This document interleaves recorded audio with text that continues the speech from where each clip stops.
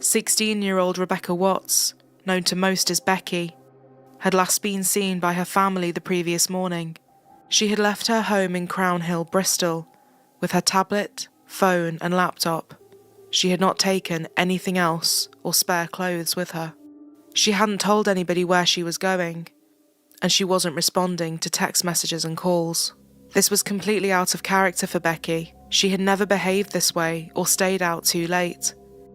She had spoken with her friend the day before, who said she had been her normal self and nothing seemed unusual or off about her demeanour. There was nothing to indicate that she had planned to run away.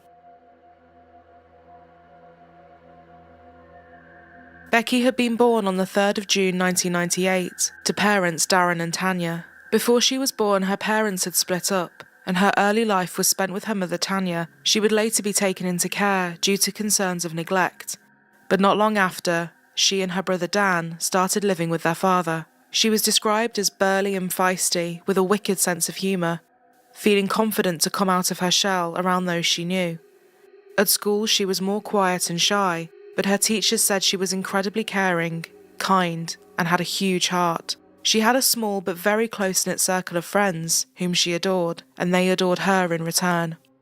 Darren would later begin a relationship with a woman called Angie, who herself was a parent to a son called Nathan. When Darren and Angie married in 2013, Nathan had served as best man and Becky as a bridesmaid, along with Nathan's girlfriend, Shauna. Less than 2 years after their wedding day, their world had been turned upside down, and Becky was now missing. After calling 999, Becky's father made a desperate plea on Facebook, saying, "Please, if anyone has seen or heard from my daughter, just let me know she is safe. She went missing Thursday 19th at 11:15 a.m. to meet her boyfriend and never arrived, so he came here looking for her. She hasn't been seen since by any of her friends. Police have now started a search. I'm really scared now. I want her home." Detective Chief Inspector Richard Acone said that what was alarming to police was that her social media had not been used. She was regularly in contact with her friendship group, but there had been no communication from her. The story was quickly picked up by the national media.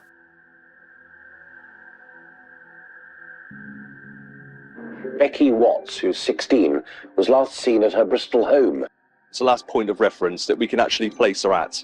And clearly we're trying to look at what happened after she left. It's 5 days since Becky left her home in the St George area of Bristol with just her laptop and a phone. Police say nobody has heard from her since then. Friends, family, and the people that are really dearest to her, that I would expect her to have regular contact with, at least one of those people, we've had no contact with her, so we really are very concerned about her well-being. Police have searched open ground close to Becky's home, but say there have been no significant finds or breakthroughs. 5 days on, detectives and the schoolgirl's family are mystified by her sudden disappearance. Becky Watts, it's really hot anyway because of the microwave. At home in Bristol before she disappeared. The 16-year-old is described by her family as quiet and shy. The following day, on Wednesday the 25th of February, her family was asked to leave the home so that a search could be done, but there was still no sign of her. Searches were also being undertaken by 6 teams in various locations, including an area of woodland and 3 houses. The College of Policing and National Crime Agency were drafted in to help, and a helicopter was deployed to help search from the air. The nature reserve at Troopers Hill and a local lake were searched as well, but she was nowhere to be found. The hashtag Find Becky was circulating around social media, and police took to Twitter to get the news out there about her disappearance. The investigating team needed to talk to those closest to Becky to try and ascertain her last known movements and find out any more information that was relevant. They were trying to build a picture of exactly who Becky was, hoping that the answers to their questions could be found. They spoke to Becky's stepmother, Angie. Shauna heard the door go, So she was assuming it was Becky going out. Yeah. So I'm assuming it was Becky going out. Okay. No one saw her go, but No. just heard the door go, Yeah. and the assumption that Becky had left. Yeah. As their inquiries continued, they found that the last people who had seen Becky had been her stepbrother Nathan Matthews and his girlfriend Shauna Hoare. They had initially been hard to pin down for an interview, but the officers were eventually able to get in touch with them and ask them to come to the station. Shauna gave her account of what had happened on the day Becky had last been seen. I think we got there about 11ish, heard music upstairs, assumed Becky had been in then. I went into the kitchen to get a cigarette and went to go outside to have a cigarette. My daughter started whinging because she wanted to come out with me, so I took her down to the garden to help feed the rabbit while I had a cigarette. Probably was about 15-20 minutes. Then we came back up. I went into the kitchen to get a drink, I think I was, and wash my hands. Then I heard the front door slam. And then I think it wasn't until a lot later on that Angie asked me if Becky had gone out.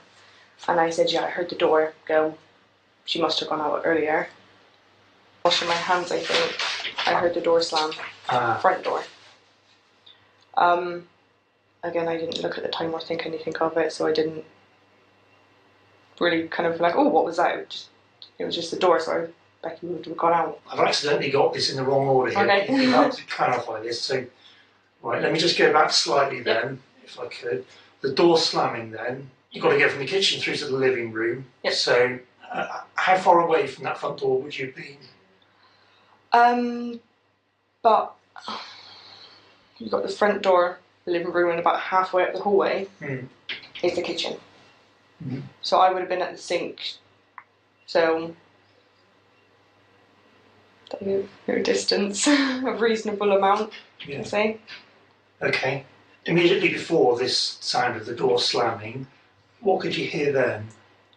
I think it was just CBeebies again, to be honest. I was kind of more, trying to make sure I had vitamins back and getting my drink. Yeah. No, I heard stomping down the stairs. That's what made me think that Becky had left in a mood. So I said to Angie, because obviously the door slammed, I wasn't sure if that was the wind. I took it because there was like quite stomp, stomp, stomp downstairs. I assumed, she was in a bit of one of her tantrums. Yeah. Nathan gave the same account about hearing the door slam. Are you thinking that's the front door that slammed? Yeah, okay. And who did you think that was then? Not Becky.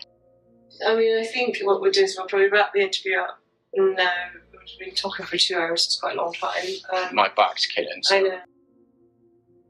Several things stood out to investigators. Shauna appeared to be giggly and rather upbeat, and Nathan came across as unconcerned.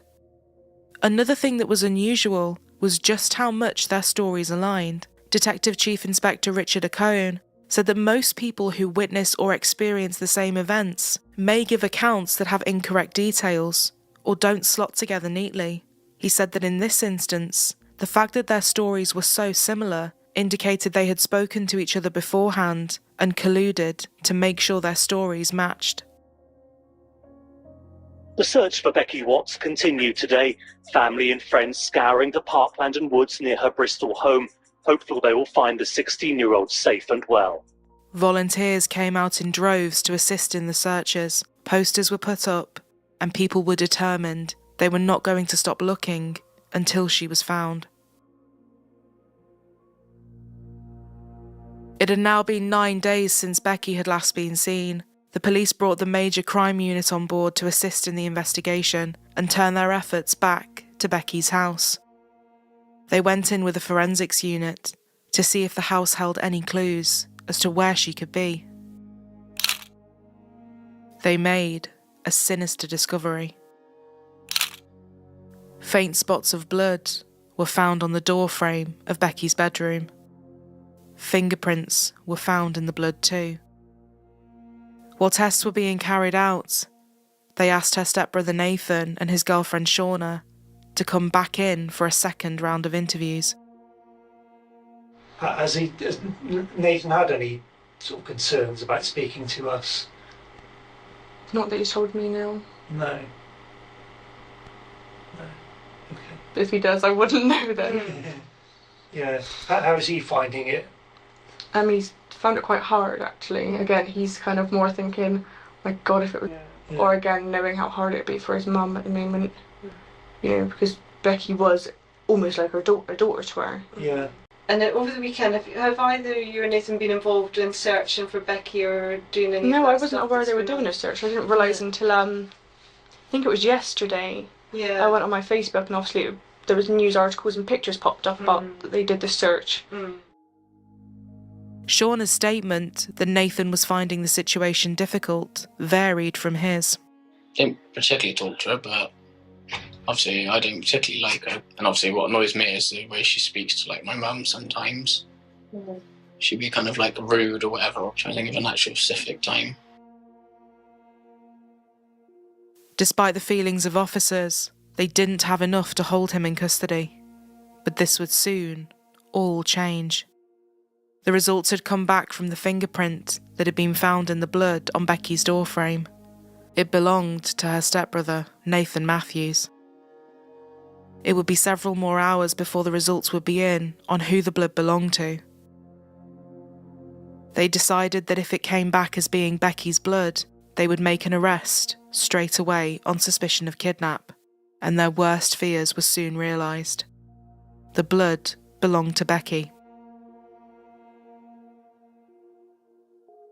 Saturday, the 28th of February, 2015, Nathan Matthews and Shauna Hall were taken into custody at a house in Bristol. Thanks very much. The reason I've come here is to make an arrest of yourself, okay? And what I'm going to do is explain everything here now, okay? Put your hands like that for me, alright? Nathan was 10 years older than Becky and had known her since she was 2 years old, when his mother started dating Darren. Darren's relationship with Nathan had been quite strained. Nathan didn't want anybody interfering with his and his mother's lives. Becky's brother Dan got along with Nathan. They would often play video games and spend time in each other's company. But Nathan didn't interact much with Becky. He also didn't live in the family home. He instead lived close by with his grandmother, but would often go over to see his mother and stepfamily. When Nathan was 19 years old, he had come to the house with 4 young girls in the back of his car, none of them appearing to be older than 12. Darren refused to let him bring them inside and told Nathan to take them all home immediately. In her teens, Becky had struggled with an eating disorder, and whilst her family were deeply concerned, Nathan flippantly dismissed her struggles, saying she was doing it for attention. She had become weaker and would also faint, but Nathan still said this was all for attention. After a year, Becky had made it through and recovered from her illness. In 2008, Nathan Matthews was now 21 years old and brought home his new girlfriend, Shauna Hall. He had told his family she was 19 years old, but she wasn't. She was actually 15. Darren knew he was lying and told him to take Shauna home. Darren had fought hard to get his children out of the care of social services, and he was not going to jeopardise their stability in any way. Nathan and Shauna stayed together, however, and went on to have a daughter. Darren initially didn't like Shauna, saying there was something about her that he couldn't put his finger on. After they were arrested, they were taken to the police station to be questioned again. After allowing Nathan to talk freely, building his confidence in answering their questions, they changed strategy and questioned him in a more direct way. You were at the address at the time that Rebecca, or Becky, I think most people know Becky, her as, yeah? Becky. Or Bex. Yeah, okay. Do you know her as Becky or Bex? Usually call her Bex. What we're most interested in is finding Becky. Yeah? That's what the police want to do. Yeah. They were also talking to Shauna about her version of events. Everything seemed normal. Nothing seemed wrong. Nothing, it all seemed kind of the same as it would any other day. Have you got any concerns or suspicions that Nathan or any other member of your family or extended family might be responsible for her disappearance? No. No. Is there anything that happened that could be significant in the disappearance of Rebecca?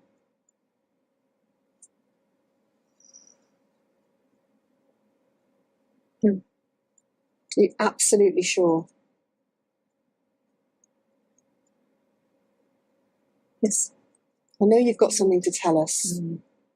I can see it in your face. I was just making sure there was nothing, like a weird, significant thing that I hadn't thought of. I don't know. A forensics team was then sent to Shauna and Nathan's home. The house was in disarray. Every room was filled with items, clutter and mess. As the search moved throughout the property, one part of the upstairs floor immediately stood out. Going into the bathroom, the left-hand side of the room was much the same as the rest of the property. But the bathtub was spotless. It was shiny and extremely clean, and this meant it didn't fit in with the rest of the home. Police have been given more time to question 2 people in connection with the disappearance of 16-year-old Becky Watts. As the questioning continued, the officers decided not to tell either of them what the latest developments were or what evidence they now had. Over the next 2 days, the forensics team continued to search the house that Nathan and Shauna lived in, and it was an incredibly difficult task, given the state of the property. Then, finally, 2 small pieces of paper would give them the lead they had been searching for. 2 receipts for the DIY and hardware store B&Q showed that on Friday, the same day Becky had been reported missing, an electric circular saw, goggles, gloves, and a mask had been purchased. CCTV from the store confirmed that Nathan had been the one to buy the items.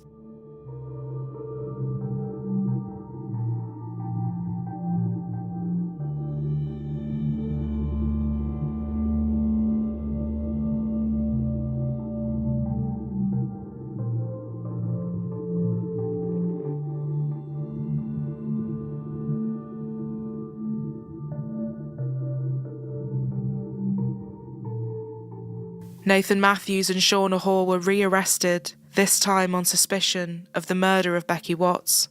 Following this, the police had to break the devastating news to her family. This was now a murder investigation, and they suspected that Nathan and Shauna were responsible.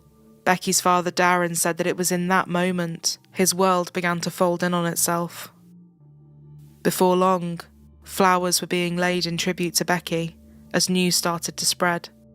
Close to the family home was St Ambrose Church. A book of remembrance was put out, and the church was open until night time for people to light candles for her. Adding to the tragedy, she had been murdered on her brother Dan's 20th birthday.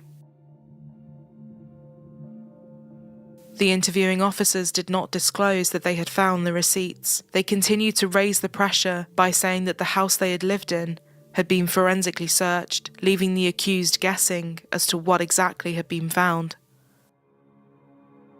Tuesday, the 3rd of March, 2015. At 10:26 p.m, a statement was given to the police from Nathan via his lawyer.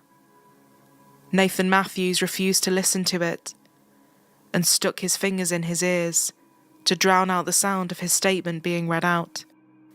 It read as follows: I, Nathan Charles Matthews, accept that I am responsible for the death of Rebecca Watts.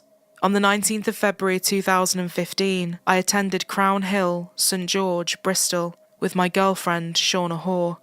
In my car I had a large bag, stun device, handcuffs, tape, and a mask. I had developed an idea to scare Rebecca by kidnapping her. I wanted to scare her and teach her a lesson. I believed that she was selfish, and her behaviour towards my mother was a risk to her health. A few minutes after arriving, Shauna said she wanted a cigarette and went into the garden. I went to the boot of my car, took out a bag that contained the items, then went upstairs to the landing before knocking on Rebecca's door. She replied, "What?" or "Hello," and I said, "Can I see you a minute?" I cannot be sure which order things happened, but I used the items to subdue Rebecca. During the short struggle, my mask slipped, and Rebecca was able to see my face. This caused me to panic, and I strangled her while she was partially in the bag. The horrifying details did not stop there. After murdering Becky, he had used the saw he had purchased from B&Q to dismember her. She had been dismembered in the bathtub, which had then been cleaned, showing that the officers who had been concerned with how out of place the bath had looked had been absolutely right. As a result of new information received late last night, we attended at a house at Barton Court in the Barton Hill area of Bristol. The information suggested that Becky's body had been cut up, and a search at the new location resulted in the discovery of body parts. Although formal identification procedures have not yet been completed, we have made Becky's family aware of this discovery. As a result of this latest development, a further 3 men and 2 women have been arrested on suspicion of assisting an offender. They remain in police custody at this time, as do the man and woman arrested on suspicion of Becky's murder. This is devastating news for Becky's family and friends, and our thoughts are with them. We will continue to offer every support we can to them during this terrible ordeal. After 12 days of hunting for Becky Watts, a private ambulance leaves the scene of a grim discovery. The find, in a garden and terraced home on a small estate in Bristol, was made by detectives last night. It was the outcome the teenager's family had prepared themselves for and feared most. The occupant